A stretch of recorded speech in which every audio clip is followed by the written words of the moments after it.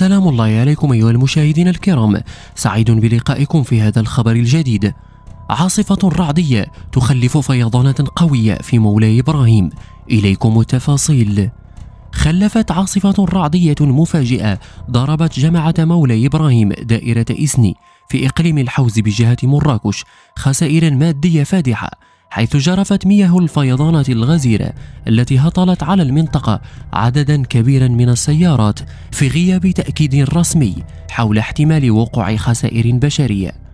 وكشف شهود عيان أن الفيضانات الجارفة لوادي غيغانا البهجة بجماعة مولاي إبراهيم خلفت خسائر مادية كبيرة تسبب في وقوع أضرار بواجهة بعض المقاهي المحاذية لمولاي إبراهيم، كما جرفت السيول سيارات على مستوى الطريق الرابط بين مولاي إبراهيم وتحنوت من دون وقوع خسائر في الأرواح.